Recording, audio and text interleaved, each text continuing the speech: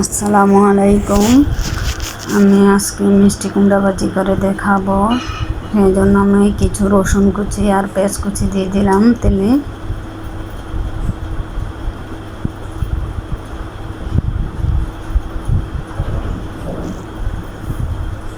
এই যে আমার পেঁয়াজ রসুনটা হয়ে এসেছে।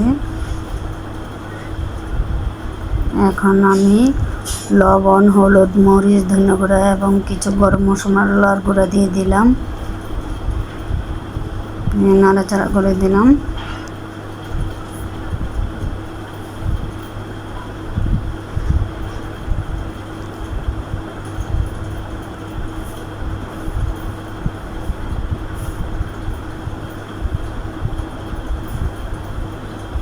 হালকা একটু পানি দিয়ে দিলাম যাতে মশলাটা না পড়ে।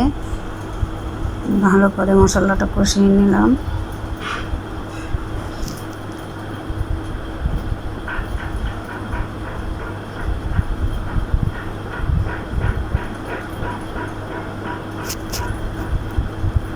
এখন আমি মিষ্টি কুমড়াগুলো দিয়ে দেব। মিষ্টি কুমড়াগুলো আমি প্রথমে কেটে খোলায় একটু তেলে নিয়েছি হালকা করে। এই যে তারপর ভালো করে ধুয়ে নিয়েছি। এইভাবে রান্না করে খেয়ে একবার হলেও দেখবেন, অনেক মজা লাগে।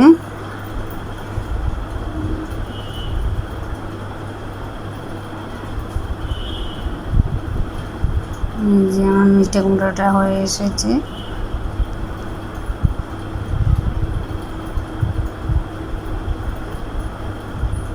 এখন আমি ঢাকনা দিয়ে দিলাম।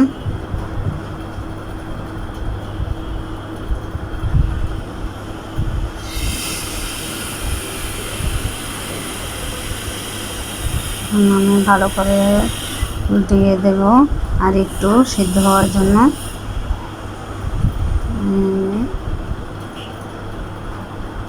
এখন আমি আবারও ঢাকনা দিয়ে দিলাম।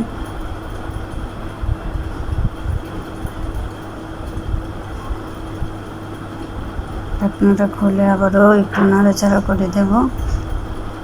দেখেন পানিটা শুকিয়ে গেছে, কত সুন্দর কালার এসেছে। সিদ্ধ হয়ে গেছে। এখন আমি নামিয়ে নেব।